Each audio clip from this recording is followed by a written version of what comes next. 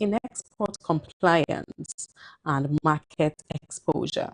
In her welcome address, Dr. Gladys Nkrumah, Executive Director of One, called the conference a defining moment for women's trade empowerment, citing that equal labor participation by women could add up to $28 trillion to global GDP by 2025. Empowering women in trade is far more than a matter of equity. It is a strategic economic necessity.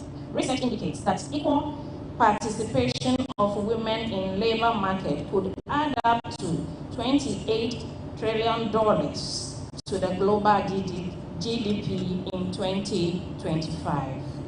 When women succeed, families prosper, communities strengthen, and sustainability development accelerates. These thoughts were corroborated by the Executive Director for the After Policy Network, Louise Yao Afol. I want to emphasize one point. We don't only focus on trade and investment, but women empowerment. And that is what one stands for, to fight for the rights, the trade rights, investment rights of all the women in Africa. Swiss Ambassador to Ghana, Togo, and Benin, Her Excellency Simone Giga, stressed that supporting women in commerce is a strategic investment for Ghana and Africa's future.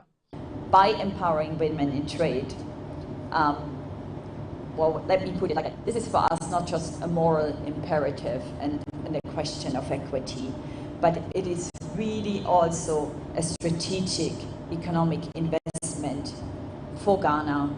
And I think it's also an investment for the entire African continent. Delivering a keynote speech on behalf of the Minister of Trade, Agribusiness and Industry, Honorable Elizabeth Ofosu-Ejari, a representative from the ministry emphasized the government's dedication to empowering women entrepreneurs. The Ghana Revenue Authority, Tema Community 1 Taxpayer Service Center, TSC, has held its annual tax clinic, calling on clients to study the country's tax laws. The tax clinic was on the theme, Transforming for Impact and Growth, Accelerating Domestic Revenue Mobilization Through Effective Compliance. The office manager at the GRA Tema Community 1 Taxpayer Service Center, Assistant Commissioner Prosper K. Guza, emphasized the need for the business community to be abreast with Ghana's tax laws in order not to breach them.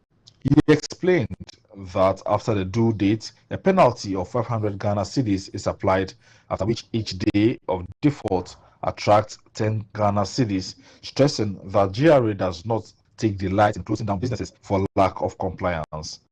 Complying goes with costs, but if you don't comply, the penalty is so huge. And the system has also been configured in such a way that if you have an arrears, which you don't pay early, as soon as you pay, it will give you interest.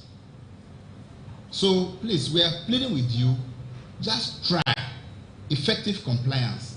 Once you comply, we are all good to go. A debt management officer, Collins Obin, in a presentation said the benefit of tax compliance included taxation being the fundamental pillar for the country's financial revenue, avoidance of sanctions for failure to comply, access to government services, having investor confidence in their businesses, and financial stability. Certain government benefits, including contracts, importation permits, and land title registration, requires a track record of tax compliance. Businesses that demonstrate tax compliance are more attractive to investors, lenders, and partners, fostering growth and not expansion. So this is what investors also look at. So if you want to attract investors, please voluntarily comply with the tax laws.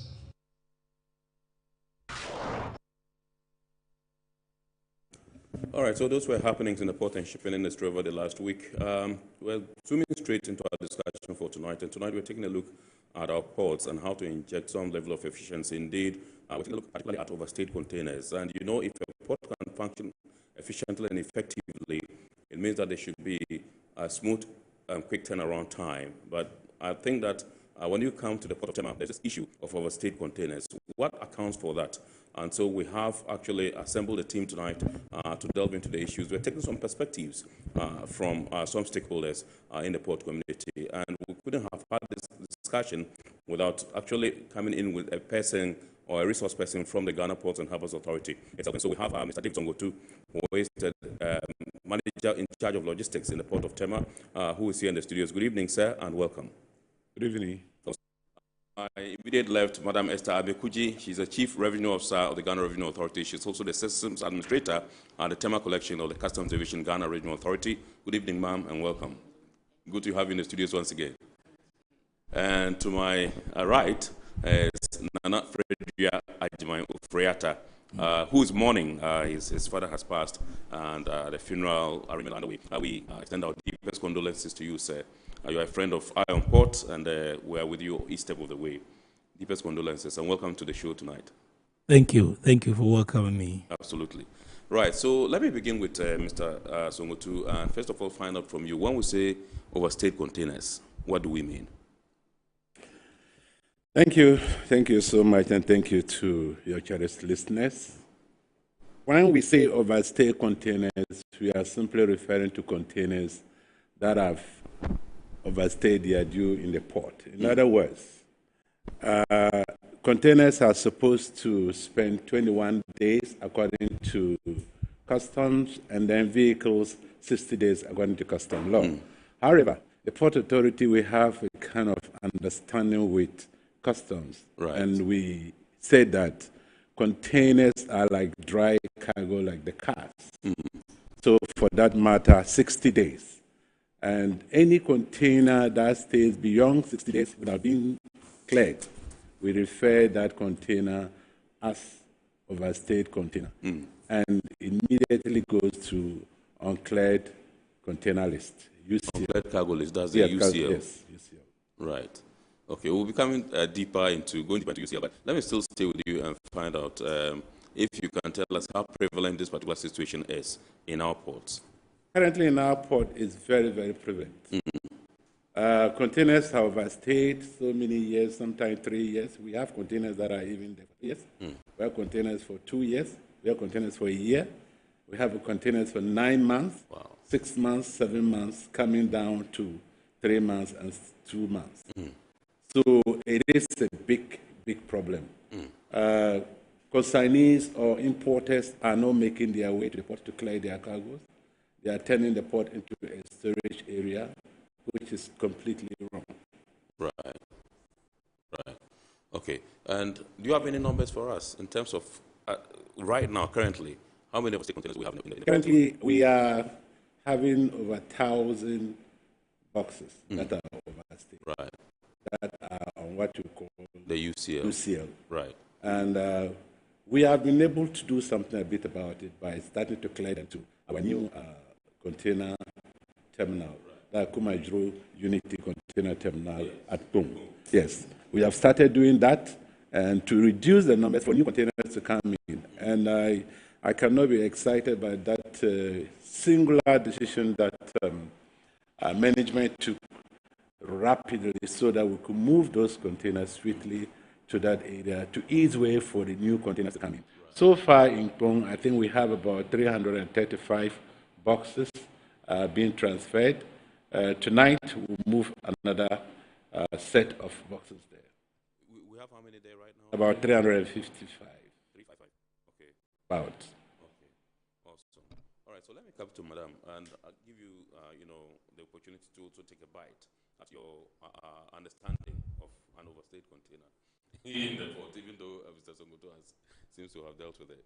So, in customs parlance, when you talk of overstayed containers, it refers to manifested imports into the country which are not cleared within the statutory free period. It used to be, it used to be 7 days, and then per an MOU, it was extended by another 14. So now it's 21. And I think it's overstayed because those goods come in containers. So hence the terminology. But we have categories. If they are goods either discharged by a vessel or an aircraft, after 21 days, it goes on UCL. Vehicles are 60 days. At the frontiers, it's 18 days after arrival. If you go to our bonded warehouses, there are statutory periods allowed for you to warehouse. So if they are perishables, 3 months. If they are general goods, 1 year. If raw materials, is 2 years. So any period beyond that, it goes on UCL. Then we have transit. If it arrives after 2 months and it has not been cleared, it's still regarded as a UCL cargo. Right. Then for transshipment, we are looking at not clearing or re-exporting in 3 months post-arrival. Right. Okay. Thank you very much. That's You're awesome. Nana Fredria, yes, you're from the standpoint or the viewpoint of the freight forwarders. You represent Cuba Customs Brokers Association of Ghana. Tell us what your understanding of overstayed containers in the port is. Well, generally, like my friends have already put across, generally when we say goods have overstayed, it means they haven't been cleared within the legally prescribed time frame. Yes. Or like she said, the statutory 21 days for general goods, yes, and 60 days for vehicles.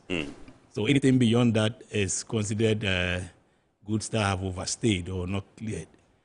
And then there are processes that it undergoes beyond the statutory period. Okay. And it ends up with the state warehouse. And then further on, it will be processed, gazetted, eventually either auctioned or allocated. Right. To declare them. But some, like we read from Gapoa, some have stayed for years. I mean, we have the case of the famous case of the ECG containers, which stayed there for only God knows why for that period of time. Right. And then through machinations of people, we found some of them disappearing. Yeah, like groundnuts. Right. So this is generally what we mean by uncleared cargo. Okay. All right. So when you say disappearing like granules, that is quite not a fair comment to make, because we know there are institutions responsible for the clearance of cargo in the ports, and so perhaps we've not done our homework well, and that's how come people outside perceive that they just disappeared. But maybe if you go into it, you would understand that it actually did not disappear. Yeah, no container can go past the boom barrier without being certified to go. Exactly. So containers have disappeared. Exactly. So it probably has not disappeared, and we are grateful that we have the logistics manager here. Maybe I'm sure would be getting to him, but we don't want to go into that because we might digress from the purpose for which we are here. Yeah. So let me come to Mr. Songotu once again, find out from you. If we have overstayed containers in the port, what challenges do they pose to operations? A lot of challenges. If you have a cup of tea and you keep pouring the tea in the cup and the cup is full, what happens? You either drink it and replace it, or you find it difficult to add. Now, when it comes to the port, the first thing, right from ship operations or vessel operations to the delivery end, it has its own impact. Even the equipment that we use, the operational equipment, the movement of operational equipment becomes very, very difficult. And when we come to overstayed containers, it causes congestion in the first place. And once there is congestion, there's delay in clearance. Yes. And if there's delay in clearance, it tends to cost the port that's doing business in the port so high. So it is important that congestion be minimized to allow clearance to quickly take place, and also to allow operational equipment to be able to move the containers. If you look at our port today, once the quayside is congested, it means that the yard is congested. And once the yard is congested, it means that customers are not coming for their cargo. And when customers are not coming for their cargo as it should, and today, unfortunately, and fortunately for Ghana, August 2024, we saw the influx of containers coming into the country for various reasons. You will agree with me that with the the Transit Alliance countries now tend to have a high taste for containerized cargo. Yes. And they prefer using Ghana ports because of the expertise and the stability when it comes to security and all that we have. So that has come to also increase. And also we saw the influx of containers coming from Eastern Europe towards August, September, and that point. And normally the peak of our containerized cargo is somewhere in November, December. Right. These days it has changed. Even the first quarter that we normally consider as a lean season has become the peak season. Right. First quarter as a peak. Every minute we are discharging containers from MPS, and we are discharging containers from Terminal 2, BEF 1 and BEF 2.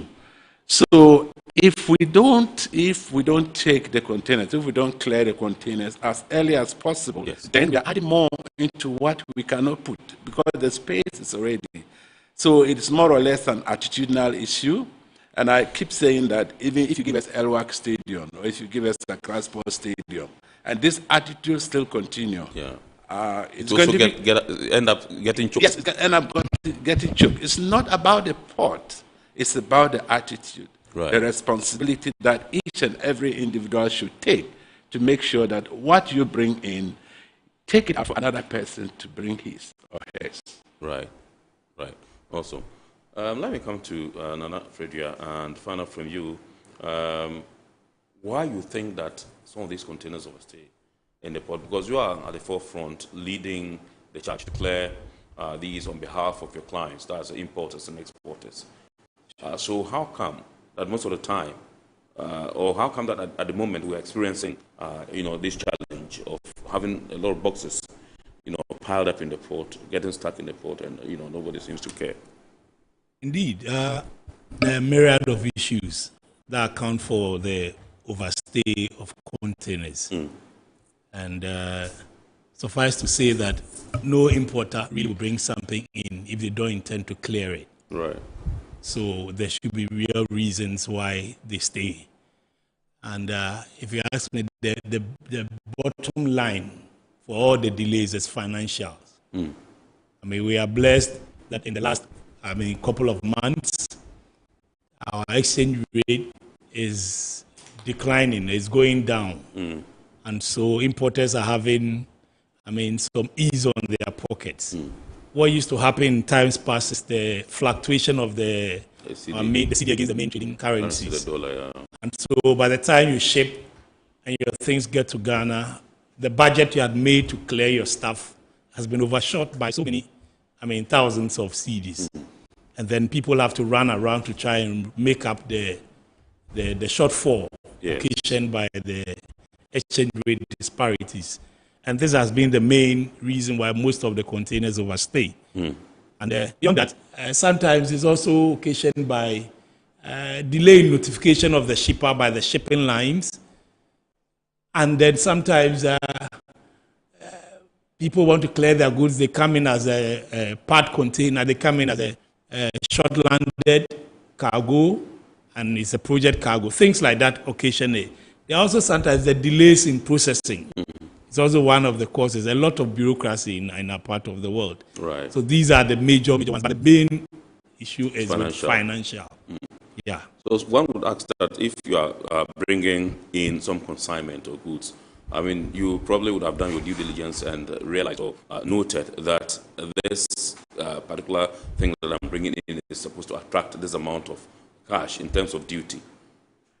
Don't they do that due diligence before importing the goods so that, we wouldn't have these challenges of I don't have the money to clear, I'm not running around to look for money and all that. And we know that our system is such that you can begin the process of clearing before the goods even arrive. Sure. Like we said, nobody brings in cargo and they want it to remain there. Most of the goods that come in are not personal effect, are commercial. Maybe it comes even as a consolidated, where a lot of traders, small-scale traders, put their stuff together in 1 40-footer container. It's all commercial, no matter the volumes that they bring in. But this industry shipping, it thrives on predictability and certainty. So, like I'm saying, somebody may have budgeted, I'm going to China, I want to bring in this stuff, or Turkey, and I mean, my agent has told me how much it will cost me to clear. They've budgeted for all of this, and it gets here, and then these challenges come in. You know, I mean, our customs are always hell-bent on making sure they meet their targets. Absolutely. And suffice to say, sometimes along the year, when they realize at some point the target has not been met, or they risk not meeting the target, sometimes they do a few things. A few things, like you are accusing you don't have any evidence to substantiate what you are saying. No, we change a few of the things. I mean, for instance, sometimes with things like, if I be specific, like maybe diaper bills and things like that, they change the way they do the computation. Sometimes they come to do it by weight, and sometimes they change. I mean, these things, we know they are technical things, and they do them to be able to show up revenue. And all of these things, like I'm saying, How sure are you, Mr. Oh, we are very sure. We've had to, I mean, sit and go and argue our case. Argue our case most of the time on these instances, because, well, I mean, the bottom line is nobody brings in stuff they don't clear. Right. So when they get here and they get stuck, means something has changed. And most often than not, is the exchange rate. That's the biggest culprit. But sometimes, like I'm saying, when authorities realize that things are not going well, they change some of the things. Sometimes not because of meeting targets, but because they found out also that there are some loopholes that agents are taking advantage of. So they tighten the noose a little bit. And then it makes it difficult for the importer to be able to clear. Right. Because, I mean, they realize that no, the eagle eye is really and then the people will not be able to clear. Right. So these are the things, but nobody will really want to bring their stuff. Because when we are unable to clear the goods for the importer or the shipper, at the end of the day, it's the government that loses. Because the goods might end up in state warehouse, like we are saying, it might end up being auctioned or even being allocated. And you don't get a tenth of the value. Even though that's what's supposed to be. It's supposed to be at least take care of it. But you don't get it. Right. And so there are people in the port. I mean, it's a human institution. There are people, there are cabals that work on these things. They make sure things deliberately go to UCL. And then they'll find a way to make sure that the thing comes back to them at almost zero, no cost. I see. And these things are there. We pointed out several, but they are cabals. I mean, they are cabals operating in this port. I see. Sometimes you pointed out Gapoa has worked on a few of them. And, I mean, there's reluctance of the duty bearers. You said Gapoa has done what? You I mean, Gapoa has set up committees that we had to sit on, containers leaving the port. And even sometimes when they have been allocated to people, they get to any of the terminals, they take this Atlas or Amaris, and you get there and the container has been ransacked. So there are real things that happen at the port. Sometimes it's deliberate, but more than 80% is a genuine case where the importer, I mean, now has a shortfall and they have to run around to try and, I mean, find the money. Sometimes, like I've said, the shipping lines, I mean, delayed notification. Right. But the dates they give that the ship will bet, it hasn't. And then finally, when it comes in, they don't have the exchange rate has affected their resources. Genuinely, these are some of the things. So, Madam, let me give you, I don't want us to forget this particular point of you sometimes trying to do things, funny things, in quotes, to show up revenue, and for which reason, they are not able to match up in terms of accessing the finance to clear the goods. Is this something that you do? Because you are systems administrator, and so if anything can happen in the system, it has to come to you. Thank you. When he said that, in another breath, he answered it himself. Right. That sometimes these things are done when loopholes are identified. have been identified. Because, total quality management is about continuous improvement. So clearance has to do with self-declaration. Right. So if you are supposed to self-declare, and at the end of the day, you declare what is not in your container, definitely we will come in if detected to do the right thing. So that is what I can say. Okay. It's not only when, like he said it, where the revenue is not coming. Yes. No, you are giving the benefit of the doubt. But later, when we detect that there are abuses, then, of course, based on evidence on the ground, we up our game, or we put certain things in place. And he's aware. All right, okay. All right, so I'll come to you, Madam. When I come to you, I would want to tell us at what point you come in, or at what point you are notified about the uncleared cargo list. But I'll get Mr. Zongotu to tell us, if you can give us a step-by-step process, walk us through what happens before the goods finally go onto the UCL, the uncleared cargo list. Okay. So all the ICDs that we have. That's the inland container depots. That's the inland ICDs, yes. container depots. Yes.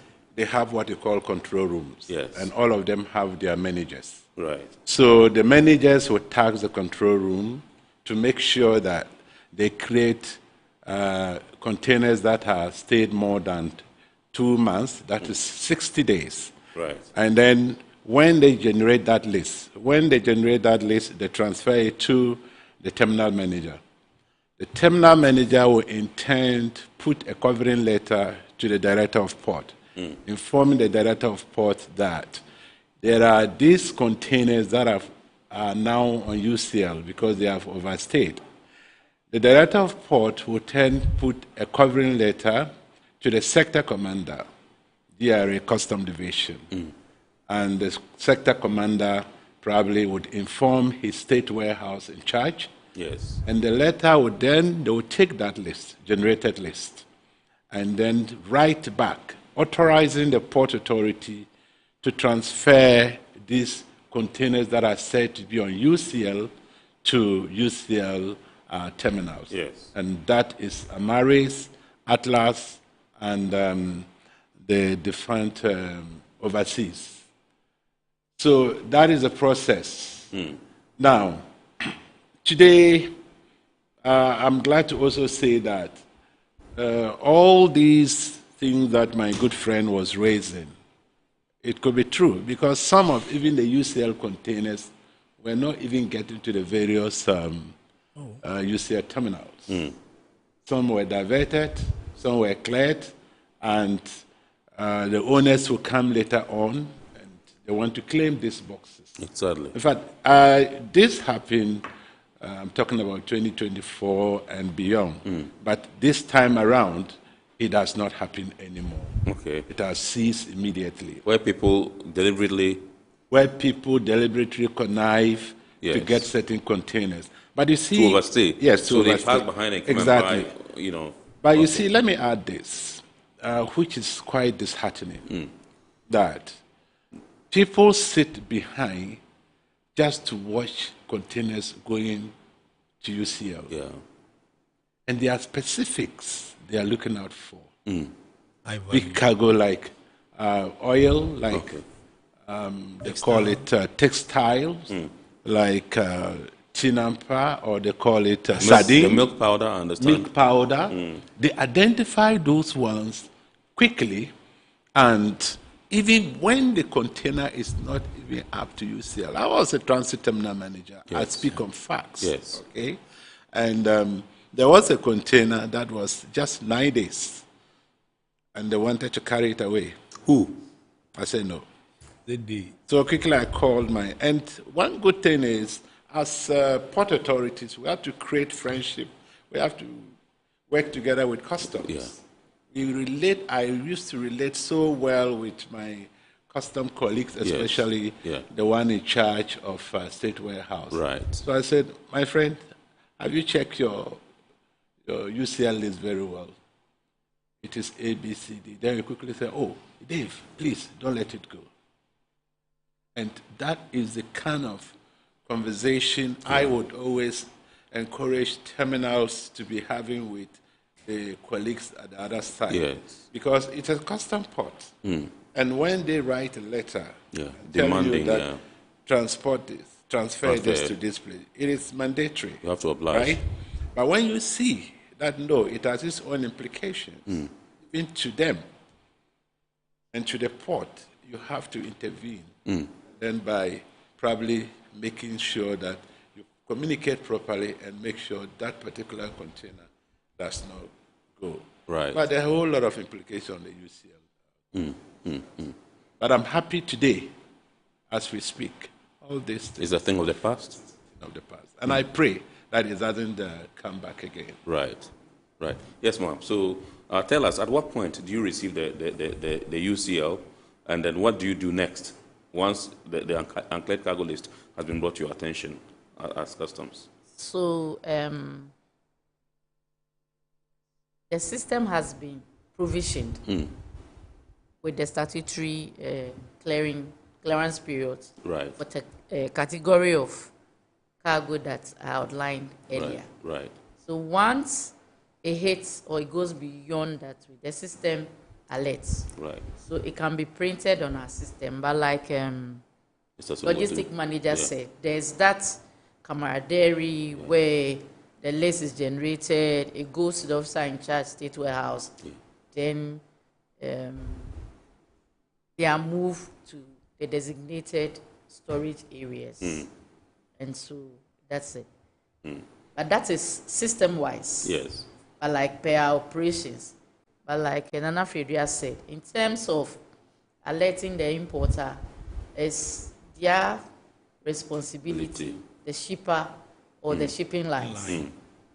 Because sometimes he enumerated reasons why containers overstay. Yes. Sometimes some of the importers have late notices of arrival. Sometimes even the BLs that are issued to them are different from what they have in the manifest. Yes. Sometimes they come with errors. Sometimes there are vehicles which should come with the VIN number or something. The person processes their declaration at the point where they want to match manifest. Then the system suspends the declaration. Right. They have to go back to do an amendment and a whole lot of that. Okay. Yes, Mr. Somoto, you want to add? I think I have a problem with this issue of my container is in, I am not aware. I have a serious problem with that. Because look, it's a system-wise. You can track your container wherever you are. You can sit at home and track your container. You just need a container number and then the vessel. Right. And you can know every moment where the vessel is. And see, within 72 hours, you could have started the process of clearing. Processing of your documents. And by the day, you can use 24 hours to clear your containers or your cargo. Right. If all of us are elected, like he said, it's about finance. Yeah. But I always say that you have to plan before you import. You don't plan and you import, you will get hung up and you end up leaving the containers at the port. And the port is just a temporal storage place. Absolutely.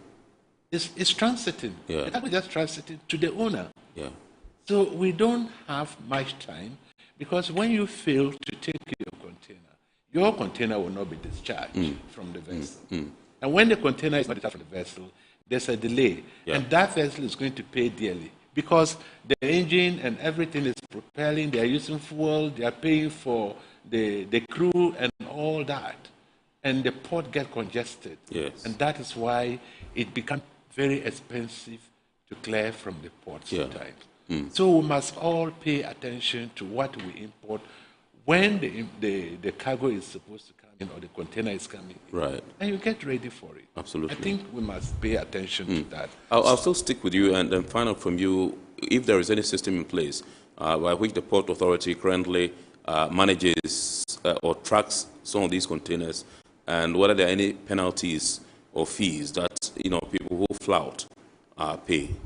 Yeah, currently we put a system in place, both human escort and system-wise. Yes. In fact, we have deployed, our Director General is a military man. We have deployed the military to help us to escort the containers from the UCL bit to the end, that's to the Kumajiro Unity terminal. Yeah. And also we deploy a tracking system on every truck. So we know where, as I sit here, I can to know where, if we start, I'll know where the trucks are, where they've loaded, where they've gotten to. And that is a system that we put in place to make sure that containers are well escorted and they get to the terminal safely. Yes. And that is it. For the cost for now, we have not yet put any cost on the transfer. We want to see how it will take off before we can look at the cost. But in the future, definitely there will be a cost because the distance is almost about 10 kilometers, and that is a lot of fuel burning. That's a lot of equipment utilization. And what management is even trying to do, which is very laudable, and that I'm sure people will buy to it, is we'll turn that place to a UCL terminal, and then we'll run it as a UCL terminal. Yes. See, we have about 1,748 car park. We have a bank, we have a restaurant, we have the ultra-modern offices. Yes. And we have a fire station. Yes. We have a mechanical workshop. Absolutely. It is one of the most beautiful ICD I have ever found. You mean Unity? Yes. Oh, when you get there, you think you are in some. Oh yeah, you don't. Country, You think you are absolutely. completely out of Ghana. Out of Ghana. That's true. Yeah. Well organized, well Absolutely. skilled. Yeah. And I'm sure we took the customs there, and they were so. Amused. Hilarious. They were amused. They said, amazed, "Why? yeah. What are you doing with this particular facility Yes, here? yes. It's been long." Yeah. You know, this facility was constructed during the His Excellency President John Mahama's administration. Okay. And we didn't put it to use. Not this current, his first administration. We didn't put it to use until now. Yes. And in fact, I think this is the moment. Now the port is congested. Fortunately, it's there for us. Absolutely. And we are going to decongest as the port as soon as possible. With our 30 trucks Yes. that we also bought to ensure that we evacuate all our containers. Yeah. I heard you heard the Director General Yes, talking about yes. it. But let me tell you, as it is now, we're saying that when it's going to take 72 hours, in other words, the dry boxes Yes. will take 72 hours after the departure of the vessel. You have to take it down for the viewer who is viewing now. When you say dry boxes, what do you mean? When I say dry boxes, I mean boxes carrying Containers. Containers. I'm talking about now. Yeah. Let me be clear here. We use these words alternatively: boxes, Absolutely. units, Containers. Yes, containers. absolutely, These yes. three expressions. What the ordinary man on the street knows is container. If Yeah. you say a box, he will go and think there's some packing case somewhere. Yeah. So we are saying that when the vessel arrives, after 72 hours, Yeah. all containers should be cleared Okay. from that particular vessel. Right. And we are also saying that with the reefer containers, after 12 hours after the vessel is gone, we should clear all containers, the reefer containers. And another good thing is, the OOGs is becoming so problematic because I'm happy to say that the government is finding a very good solution to make sure that they be able to track these OOGs, these Yes. excavators, wherever they may find themselves Yes. in the country. Yes. It's a good idea, but the permit to these owners for them to come and clear their containers, Yeah. it's keeping long. Yeah. So we really have a lot of OOGs sitting out there. Right. So if you see our balance at MPS, it means many of them are OOGs. It's about, currently we are having almost 335 OOGs sitting there. Wow. And everywhere in the port is full with OOGs.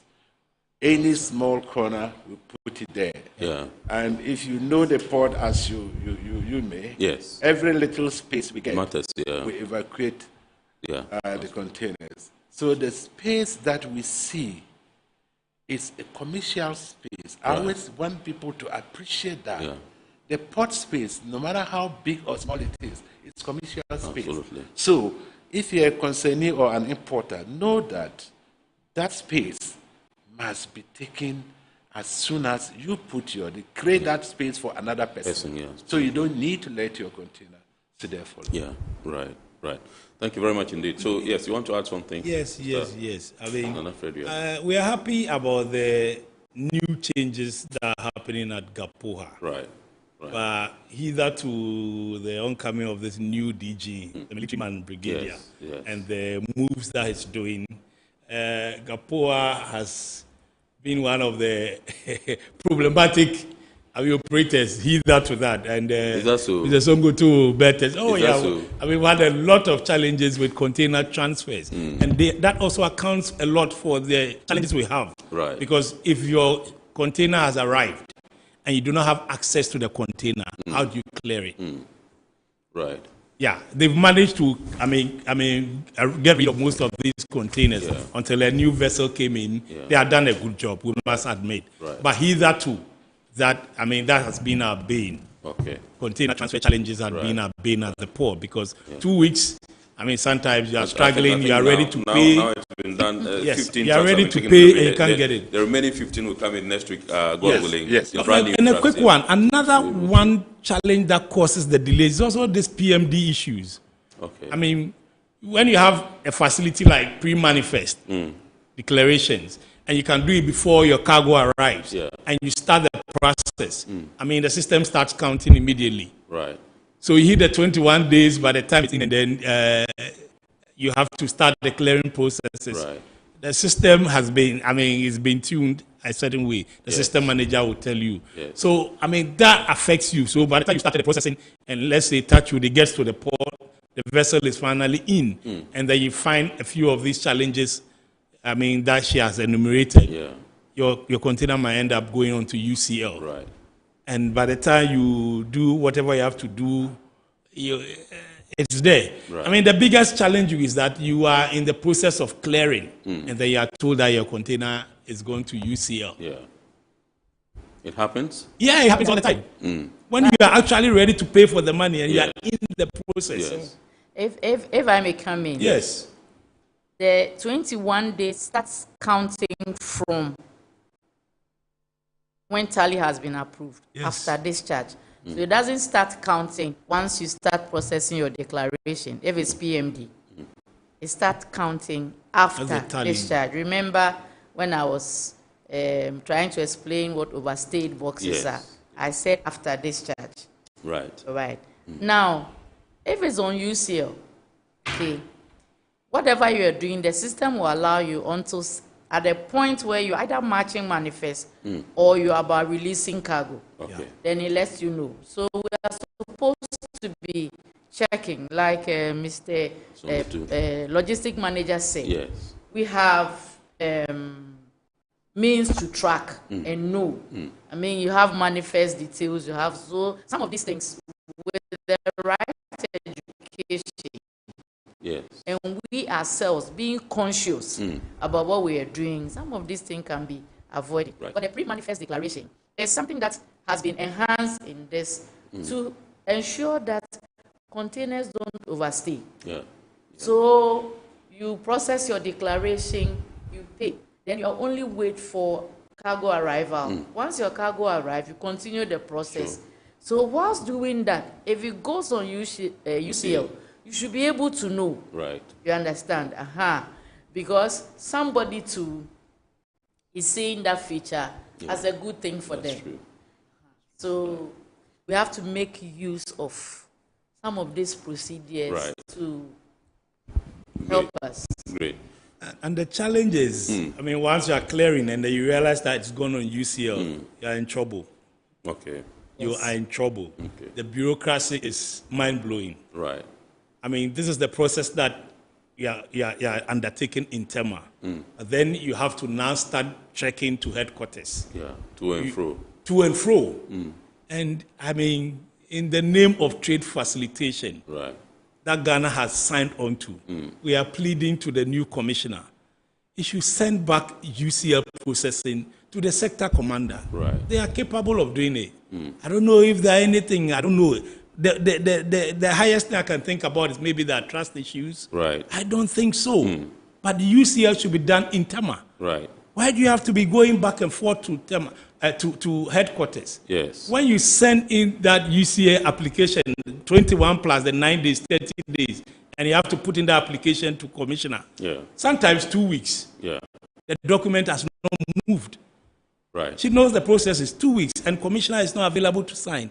I'm even thinking this whole business of going to headquarters, it should be a sector commander business. They should handle it there. Right. They are capable. They have the capacity. Absolutely. I don't know if it's supposed to frustrate people because UCL means you are paying so much more money. Already you are in the process of clearing and you realize it's going on UCL. Yeah. That means the processing, you have actually suspended processing. Yeah, and you have to go back and forth. Yeah.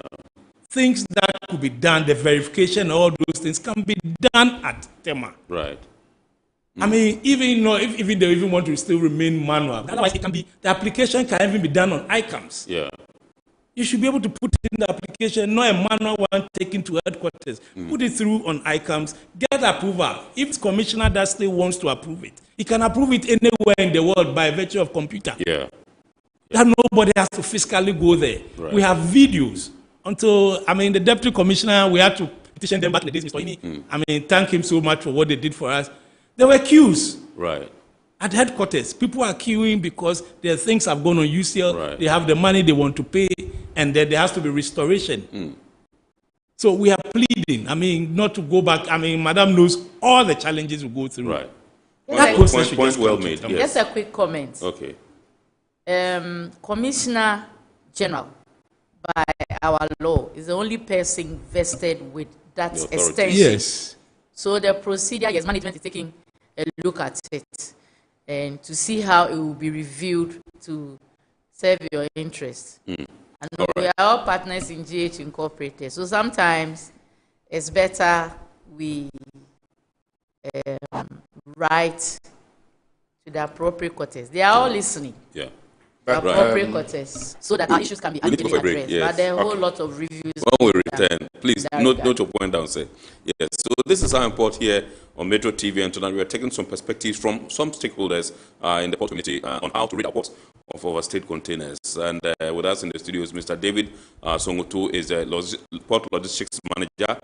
And we also have Madam Esther Mekuji, who is the Chief Revenue Officer, and she's also the Systems Administrator at the Tema Collection of the Customs Division, Ghana Revenue Authority. And indeed, Nana Fediwa Friata is the President of the Customs Brokers Association of Ghana, Cuba. He's also the Executive Secretary of the Committee Council for Associations, yeah, COFAC, yes. And so we're going for a quick break. When we return, we'll continue the show, and that's when we'll also activate the phone line for you to call in and also pick your messages. Please stay with us.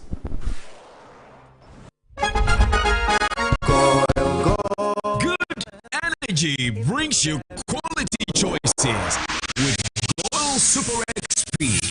Available in many Goil stations nationwide. It is fortified with special additives that help your engine perform better and use less fuel. Rush into a Goil station today and energize your ride with Goil Super XP, compatible with most vehicles. Goil Super XP. Ufia. Ubefi. Goil. Good energy. Yeah. Electricity. Pay your taxes. Our taxes. Our future. Because you see, without our taxes, we would have good roads, good schools, better hospitals, street lights, and other very important social amenities. When we pay our taxes, we give our children free and quality education. Talga, my money too small. Why should I pay my tax? Look, small. Salifu, it doesn't matter how small or big your business or income is. You still have to pay your taxes. The little taxes from each and every one of us, when put together, could give your community clean water. Or that deprived school with tables and chairs. Please pay your taxes. It is your responsibility. It is your civic duty. It is the law. Welcome to today's edition of Serene Insurance Business News. We present to you Serena. You're right. You can complete an entire insurance process for the purchase of any motor and other insurance products, from onboarding to issuing a motor insurance sticker and policy certificate, all on WhatsApp in less than 10 minutes. Serena is simple to use and it prioritizes user ease and flexibility. You can either use voice notes or text to effortlessly issue your instant policy, cross-market renewals, claims, and also process your payments through mobile money, Visa, and MasterCard. To engage Serena, just search for Serene Insurance on all social media handles and scan the Serena barcode or save her number 0500 517 114 and start chatting her on WhatsApp immediately. There you have it. Serena is not just a tool, it's an innovation by Serene Insurance designed to redefine how motor and travel insurance are accessed and managed. Speed, convenience, and reliability.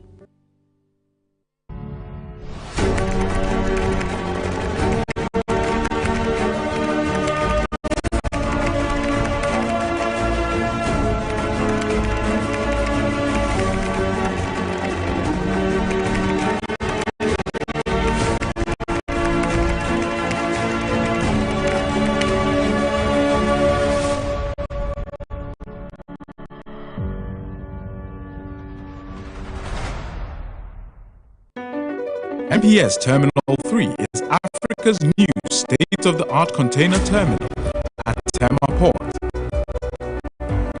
For manufacturers, agro-processors and traders, the new port means business can be done faster. This infrastructure boost will improve Ghana's port handling capacity, connect more trading routes, and oil the engine of growth for the economy, creating great opportunities across all sectors as Africa's markets merge and become the largest trading bloc globally. MPS, we connect, you thrive. At Phoenix Insurance, we make the unpredictable predictable and the uncertain certain with our range of products including motor insurance, fire insurance, engineering insurance, marine insurance, accident insurances, and all types of bonds. We have you covered. We also support you with risk management advice to enable you stay focused on your business. Take a policy with Phoenix Insurance today. We help you rise from adversity stronger and more secure. Contact us on 0302 246319 or 0302 246644 or any of our branches, agencies, and brokers spread across the nation. You can as well connect with us on our WhatsApp chatbot. FIBA is waiting to assist you. Make the future predictable with Phoenix Insurance. Phoenix Insurance, a delightful service experience delivered with wisdom.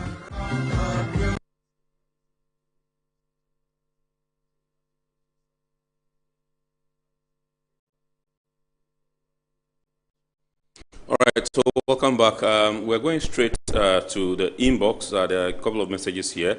But when we come back, I want Madam to walk us through the process of auctioning, by customs. I know you are not responsible for auctions, but you can give us what it looks like and how you go about it. This one is from Eric in Accra.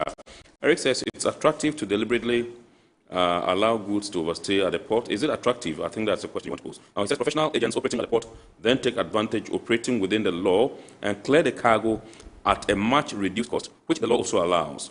Overstayed cargo clearance operate mainly on the proposition of the congestion and does not require full duty recovery. That's your message, Eric in Accra. We thank you so much for your message. This one says, hi team, please, I want to know how long it takes before consignments of containers are auctioned. Now, a client imported 5 containers of rice, which arrived on February 25, that's 25th February.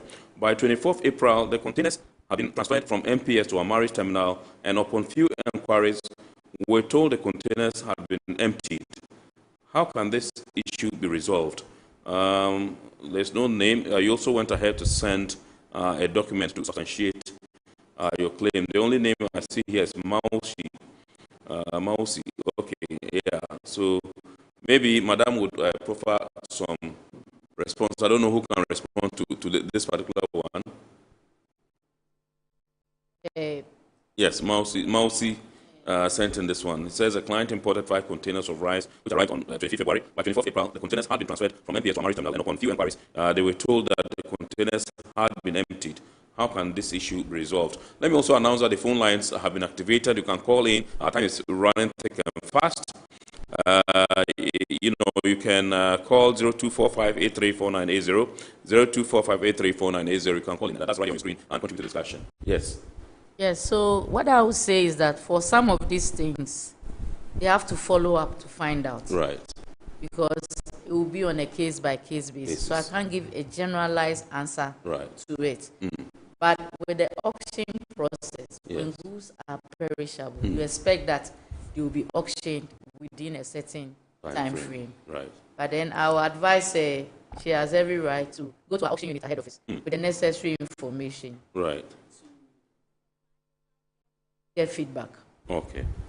Is it 24 February 2024 or 2025? He didn't add the year, but I presume that it's 2025. 2025? Yes. He says the good arrived on 25th February, and by 24th April, they said they had been they were transferred to Amaris, and then when they made a few inquiries, the containers had been emptied. Well, because I seriously feel that 2025, it is difficult. Right. But then, like Madam said, he has to make a case. Absolutely. Because 24 so it can be investigated. Before. Okay, he says 2025. Yeah, he just sent it. Yeah, 2025. Yes. So and was it gazetted? That's Prince Markins Botche. Prince Markins Botche. He sent that in the container numbers. The number is also here. Yeah. No, it happens. I mean, it's gone down. It's gone down. It's not that rampant like we can just say in 2024. Because by the time you succeeded doing the restoration, you're going to pay. You know that it's been already allocated to somebody. Yeah. By the time you're going to pay on it happens to all kinds of, even for transit people. After the 21 days, they go and restore, they pay, but then they come, it's been allocated. You follow up, somebody's going to move the container. He has a cheat. Right. By law, he is the new owner of the goods. Okay, so let's go on to the phone lines and welcome Prince Mensah from Ashaiman onto the discussion. Good evening, sir. Hello? Yeah, hello, good evening. Good evening, sir. Yeah, good evening. Yes, please go ahead. My name is Prince Mensah. I'm calling from Ashaiman Newtown. Right. And the best labor local union chairman. Right. And I want to greet my boss, Mr. David. You are doing a good job for giving us education. In our transit side, the workers, we are suffering because of the delay of the boxes, and the labor workers are suffering because of the delay of the boxes. Because if the gangs work at the night, so normally people robbers attacking them, and then small thieves attacking them on the road. So we are begging, they should work on it so that the gangs will work early. The work will start at the protect. Right. Thank you very much indeed, Prince Mensah, calling us from Ashaiman. Okay, this one says, good evening, hi on port, and the panelists, particularly Esther and David. As a former teacher at the Customs Academy and former chief revision officer in charge of outdoor Tema port, I am proud of Esther and her clear explanations for the understanding of all. This one is from Peter Alu. Well, thank you very much indeed. Yes, you know him. All right. Also, so yes, Peter sends his regards. He says you guys are doing a fantastic job here tonight. Okay. Dr. Ayana, okay. Dr. Ayana sent in this one. Dr. Adam Imurayana, he says, one, shipping line, that's MSC, is charging UCL management fee. Is he aware? Okay, so let's take Ohima when we come, because Dr. Ayana's thing is a bit lengthy. We'll deal with that when we're done with Ohima on the line. Good evening, ma'am. Good evening, Ken. Awesome. Ohima from Tema. My greetings to Nana Fredio Foriata, Madam Esther, and then the manager GPHA. Awesome. Regarding the decongestion, you see, they've made a lot of good points. But I just want to add a few regarding some solutions. So, for example, you have government agencies, state enterprises bringing consignments like the ECG. And then, for example, last year we also heard of the Ministry of Health containers, right? So, what I want to suggest that if we can profile these people so that they give some prior notice to the ports when they are importing, and if the port can also request them to send certain things to show their readiness to clear when the consignments come, it will really help, because 2,000 containers, you can imagine the space it will take, right? And mostly a private person, a trader will not bring 800 containers that they don't intend to clear for whatever reason. So some of these state agencies are the reasons why we are having the issues. And then also some of the government directives, without recourse to stakeholder engagement prior to the directive, like this recently, the permit about excavators, right? So there's a directive that prevents you from clearing, even though already you had fulfilled a certain requirement, but now it appears the requirement has changed.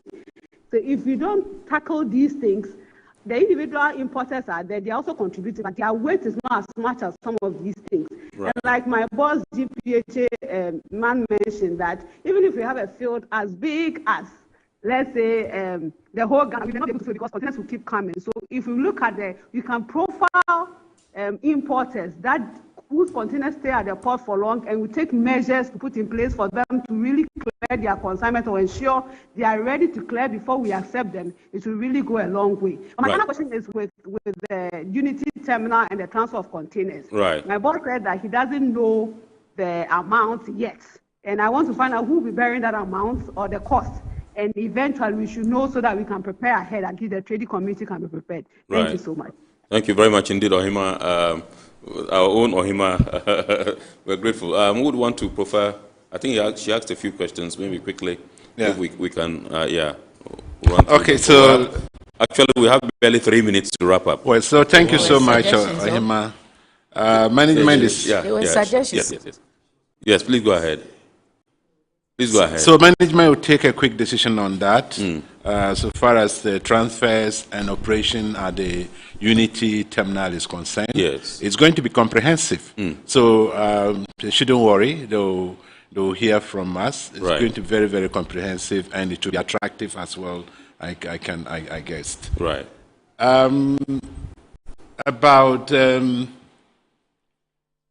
think you talk about some of the what do you call it, government agencies giving directives and all that.